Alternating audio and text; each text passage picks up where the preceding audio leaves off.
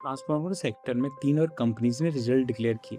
तीन अलग अलग स्टोरीज, एक ग्रोइंग क्वाइटली, एक ग्रोइंग प्रॉफिटेबली और एक ग्रोइंग। लेकिन सीधा सवाल ये है, क्या सब ग्रोथ इक्वल होती है?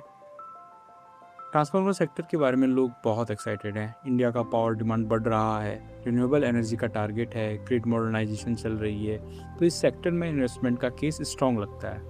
आज हम तीन और ट्रांसफार्मर कंपनीज का रिजल्ट देखेंगे।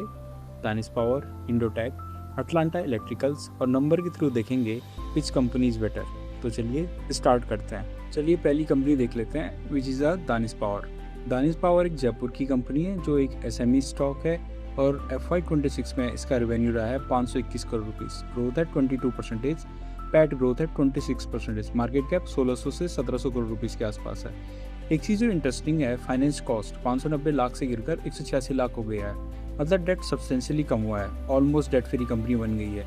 Order book 500 plus crore rupees, CRISIL rating BBB+ से अपग्रेड करके A- कर दी है, जो मीनिंगफुल है।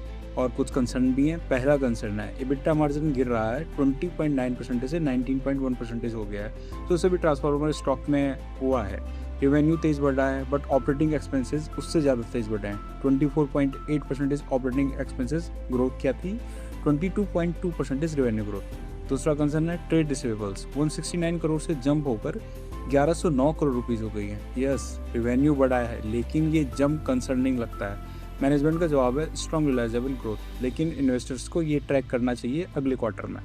कंपनी है इंडोटेक ट्रांसफार्मर। ये चेन्नई की कंपनी है, शिरडी साई इलेक्ट्रिकल्स की सब्सिडरी। रेवेन्यू है 782 करोड़ रुपीज़, पैट है 93 crore rupees and PAT growth है 45%। और यार ये एक्चुअली क्लीन ग्रोथ है। Finance cost practically flat, debt नहीं बढ़ा है। वर्किंग कैपिटल इन्वेंट्रीज 135 करोड़ से बढ़कर 197 करोड़ रुपीज़, जो 46% ग्रोथ के साथ रीजनेबल है। Operating cash flow 57 crore rupees positive. जो चीज़ मुझे पसंद आई है, cash balance 63 crore rupees, total boring सिर्फ 2.95 करोड़ रुपीज़। एक जेन्युइनली कैपिटल लाइट ऑपरेशन है जो एक्सलेटिंग प्रॉफिटेबिलिटी के साथ चल रही है। कंसर्न क्या है, ये कंपनी बहुत छोटी है साइज में, मार्केट कैप 2700 से 2800 करोड़ के अराउंड है। बैलेंस शीट में कोई रेड फ्लैग नहीं दिखा मुझे अभी, and this company is worth for studying. तीसरी कंपनी की बात कर लेते हैं, इसका नाम है अटलांटा इलेक्ट्रिकल्स। हेडलाइंस नंबर्स में ये सबसे इंप्रेसिव कंपनी लगती है। रेवेन्यू है 18 से 51 करोड़ रुपीज़, वाई ग्रोथ है 46.5%, पैट है 217 करोड़ रुपीज़, ग्रोथ है 83%। ट्रांसफार्मर सेक्टर में इस कंपनी के सबसे इंप्रेसिव नंबर रहे हैं इस क्वार्टर में। IPO सितंबर 2025 में आया था 754 रुपीज़ पर शेयर, फ्रेश इश्यू था 400 करोड़ रुपीज़ का। अगस्त 2025 में BTW अटलांटा ट्रांसफार्मर्स को कंपनी ने एक्वायर कर लिया 184 करोड़ रुपीज़ में, जो अब होली ओन सब्सिडरी हो चुकी है। लेकिन थोड़ा रुकिए, ये वो जगह है जहां मैं आपको इन्वेस्टर प्रेजेंटेशन से आगे ले जाना चाहता हूँ। चलिए सबसे पहले देखते हैं cash flow statement. Operating cash flow है 192 करोड़ रुपीज़, ठीक है। इन्वेस्टिंग कैश फ्लो है -413 crore rupees, 114 crore rupees capex, 182 crore rupees subsidiary एक्वाइजिशन plus 90 crore loan को सब्सिडरी। फाइनेंसिंग कैश फ्लो है 225 crore rupees, mostly IPO proceeds है। नेट रिजल्ट है कैश बैलेंस है 5 करोड़, प्रैक्टिकली जीरो है। IPO के 400 करोड़ रेज किए, आपने देखा 395 करोड़ ऑलरेडी यूटिलाइज हो चुके हैं loan repayment, working capital, general corporate purpose के लिए। अब चलिए कंसोलिडेटेड बैलेंस शीट देख लेते हैं। लॉन्ग टर्म बोरिंग है 9,303 लाख, मतलब 93 करोड़ रुपीज़। FY25 में थे, FY26 में सिर्फ 3 करोड़ रुपीज़ हो गए। ये IPO प्रोसीड से रिपे किए हैं, लेकिन करंट बोरिंग 4,350 लाख, मतलब 43 करोड़ अभी भी हैं। सबसे बड़ा question, trade payable 390 crore stand alone, inventories 364 crore rupees, trade receivable 424 crore rupees. Balance sheet में capital is locking up fast, company grow कर रही है लेकिन वर्किंग कैपिटल इंटेंसिटी बढ़ रही है। चलिए अब तीनों कंपनीज को एक फ्रेम में रखकर देखते हैं। सबसे पहले PE देखते हैं। दानिश पावर का PE अराउंड 24 के लगभग है, इंडोटेक का 29 to 30 के लगभग है, और अटलांटा इलेक्ट्रिकल्स का 70 के लगभग है। इंडोटेक का PE रैशनल लगता है, लेकिन यहाँ I want to be honest, मैं इस कंपनी के प्रमोटर को, मैनेजमेंट क्वालिटी को, रिलेटेड पार्टी ट्रांसफर को डीपली चेक किए बिना कॉन्फिडेंट नहीं हो सकता। शिरडी साई इलेक्ट्रिकल्स की सब्सिडरी है, ये एक लेयर ऐड करता है, बट ये इंटरेस्टिंग कंपनी है। दानिश पावर एक SME स्टॉक है, लो PE होने के बावजूद रिस्क हाई है, क्योंकि ऐसे स्टॉक में लिक्विडिटी काफ़ी थिन होती है जो इन्वेस्टर्स को परेशान कर सकती है।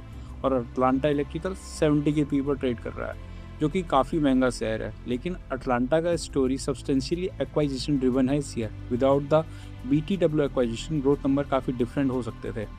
देखिए, ट्रांसफार्मर सेक्टर एक फंडामेंटली स्ट्रॉन्ग है, क्योंकि सारी कंपनीज ट्रांसफार्मर रिलेटेड जितनी भी कंपनीज है वो एक गोल्डन पीरियड में चल रही है। इसी बीच में आपने देखो होगा कि कितने ट्रांसफार्मर स्टॉक के IPO आए हैं।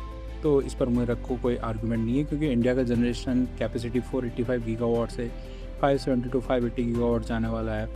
2000 और 2005 में लगे ट्रांसफार्मर अपनी 25 ईयर्स लाइफ साइकिल के एंड पर हैं। रिप्लेसमेंट डिमांड रियल है। रिन्यूएबल एनर्जी के लिए स्पेशलाइज्ड ट्रांसफार्मर की डिमांड स्ट्रक्चरली ग्रोइंग है। लेकिन ये डिमांड सिर्फ सभी कंपनीज में इक्वली ट्रांसलेट नहीं होगी। जो फंडामेंटली गुड कंपनीज होंगी वहीं पे आपको सही रिटर्न मिलेंगे। सो हमें क्या देखना होगा? First, EBITDA margin. Danish power में ऑलरेडी कंप्रेशर आ रहा है। Input cost, copper, cargo steel volatile है। मार्जिन एक्सपेंशन की स्टोरी कितनी ड्यूरेबल है, हमें ये चेक करते रहना होगा। Second, working capital discipline. Atlanta में रिसीवेबल्स बहुत तेज बढ़े हैं, दानिश में भी हैं। तो operating cash flow versus PAT का रेशियो मॉनिटर करते रहना होगा। अगर पैट बढ़ रहा है और OCF नहीं, तो ग्रोथ रियल नहीं होती है। थर्ड है ऑर्डर बुक एग्जीक्यूशन। दानिश के पास 500+ करोड़ के ऑर्डर बुक हैं, जो कि इंप्रेसिव है। बट अनएग्जीक्यूटेड ऑर्डर बुक एक लैगिंग इंडिकेटर होता है, क्योंकि रेवेन्यू रिकॉग्नाइज तो पहले हो जाता है बट कैश बाद में आ रहा होता है। फोर्थ है अटलांटा का एक्वाजिशन इंटीग्रेशन। BTW अटलांटा एक जर्मन जॉइंट वेंचर से एक्वायर हुआ है, तो कंसोलिडेटेड मार्जिन स्टैंड अलोन से थोड़ी कम है। इंटीग्रेशन रिस्क रियल है यहाँ पे। And now I will give my honest verdict. Danish power एक ऑलमोस्ट डेट फ्री मैन्युफैक्चरर है with improving profitability. Rating upgrade positive signal है, लेकिन रिसीवेबल्स जंप और मार्जिन कंप्रेशर दोनों को 1-2 क्वार्टर ट्रैक करते रहना पड़ेगा before making a conviction call. वैसे कन्विक्शन कॉल बनाने के लिए यहाँ पे रिस्क तो ज़्यादा है, because I already told you that it is a SM stock. Now Indotech, this is a interesting company. Number बहुत अच्छे हैं, सबसे क्लीन ग्रोथ स्टोरी है इन सब सेट में। लेकिन हमें थोड़ा प्रमोटर्स के बारे में भी जानना होगा। अगर कोई पोजीशन बनानी है तो Indotech is better. Now third is Atlanta Electricals. सबसे तेज़ ग्रोइंग लेकिन सबसे कॉम्प्लेक्स स्टोरी भी। IPO फ्रेश है, तो IPO के स्टॉक तेज़ी से भागते हैं और बहुत ही हाई वैल्यूएशन पे चले जाते हैं। सो कैपेक्स हैवी भी है। इसको एक और क्वार्टर मॉनिटर कीजिए। मैं तो इसमें कोई डिसीजन नहीं ले सकता, because it is trading almost double triple P। So if you are a trader, you can cut the losses on 10% losses something, so you can take that position in these type of stocks. So closing, transformer sector में पैसा बनाने की तो opportunity है। India का power infrastructurally buildup में है, ये रियल बेनिफिशियरी है। लेकिन सबसे इम्पोर्टेंट चीज़ जो मैं चाहता हूँ कि आप याद रखो, सेक्टर का टेलविंड सब कंपनीज को इक्वली लिफ्ट नहीं करता है। Management quality, working capital discipline और बैलेंस शीट क्लीननेस डिसाइड करती है कि अल्टीमेटली कौन कंपाउंडिंग मशीन बनता है और कौन सिर्फ साइकिल की वजह से टेम्परेली अच्छा लगता है। अपना होमवर्क ज़रूर कीजिए, नंबर्स पढ़िए। इन्वेस्टर प्रेजेंटेशन सिर्फ स्टार्टिंग पॉइंट होता है, एंडिंग पॉइंट नहीं। अगर आपको ये एनालिसिस यूज़फुल लगी है तो चैनल को सब्सक्राइब कीजिए। अगले वीडियो में हम नए टॉपिक के साथ वापस आएंगे। तब तक के लिए थैंक यू।